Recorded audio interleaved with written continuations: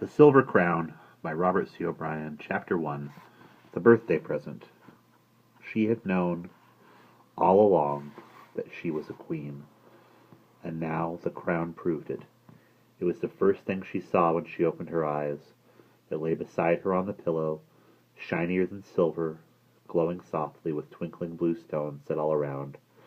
And although it looked hard and solid, when she touched it she discovered that the silvery metal was actually a finely spun fabric, strong but soft as silk, so that if she wanted to, she could fold the whole crown in the palm of her hand and tuck it in her pocket. She got out of bed, stood in front of the mirror, and put it on her head.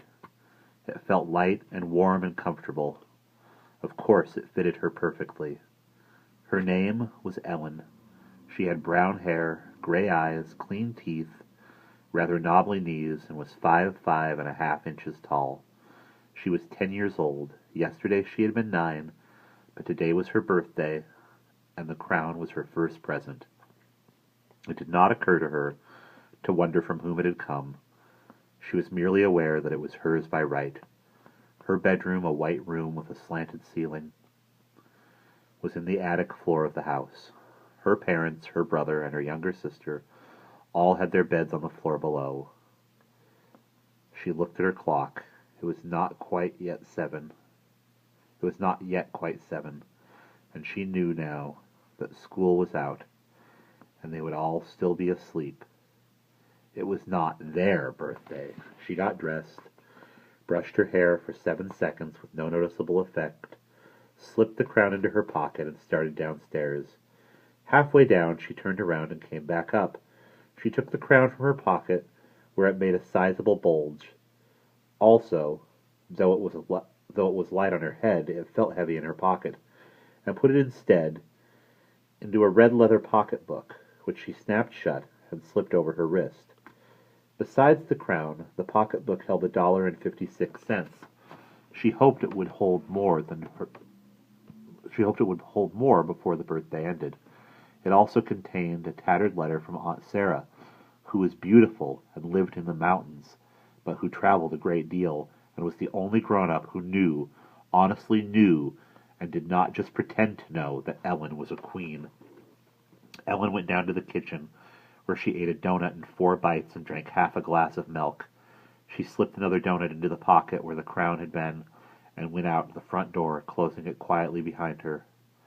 Outside, the morning was still faintly misty, and the neighborhood was asleep. She took the crown from her purse, adjusted it on her head, and started down the sidewalk at a queenly pace. Then, about a block ahead, she thought she saw someone moving. She had the odd impression that whoever it was had a green head. When she looked again, she could see no one, so it must only have been some leaves moving in the wind. Nevertheless, feeling rather self-conscious, she took the crown off again as she walked in the direction of the royal palace.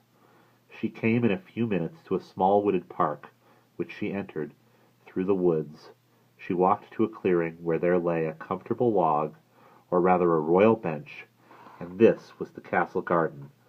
When she sat on the bench, the castle stood behind her, just over her right shoulder, out of sight beyond the trees. She put on her crown, and almost immediately a brown and white rabbit, whom she knew slightly, emerged from the woods on the far side of the clearing, made a sweeping obeisance toward the queen, and hopped away down an invisible rabbit run on business of its own. The queen encouraged wildlife in the royal park. Rabbits, squirrels, birds, butterflies, slugs, spiders. She did not really encourage the last two, but they were there anyway. And she allowed no hunting. Although the castle was out of sight, she knew exactly what it looked like. It had 3 tall towers, all minareted, and 2 shorter ones standing guard over the portcullis, which had a spiked iron gate ready to crash shut, and of course a drawbridge wide enough to accommodate mounted chargers 3 abreast. The curtain wall was gracefully buttressed, and in the clear blue water of the moat swam ducks, geese, swans, and fish. It also contained a small boat in which the queen could, when the mood took her, go paddling. One of the towers, the one over the keep, was haunted by the ghost of the old duke, an evil man who had, back in the Middle Ages, put 3 wives to the knife before they caught and hanged him. All in all, it looked quite a lot like a famous castle called Neuschwanstein, which stands high in the Alps in Europe, and was built by King Ludwig II of Bavaria, later called Ludwig the Mad because he spent most of the royal treasure building castles he didn't need. Neuschwanstein, which is the correct way to pronounce it, was his grandest. Ellen's Aunt Sarah, while traveling in the Alps, had once sent her a postcard with a picture of it, and Ellen thought it was the most beautiful place she had ever seen. Though her castle had its great hall, a chamber of state 100 feet long with a gold throne on a dais at one end, Ellen preferred to hold court when the weather was fine in the garden. She would do so today, she decided, and since the courtiers would be gathering soon, she went over in her mind the agenda for the morning.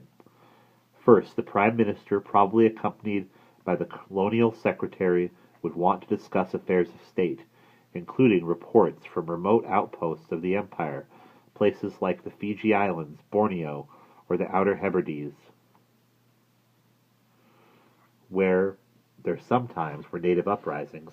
Then the Chancellor of the Exchequer, an interminable man, would ask her to approve a long list of figures pertaining to taxes, death rates, appropriations, the crown debt, income from royal holdings, and, reprovingly, royal expenditures.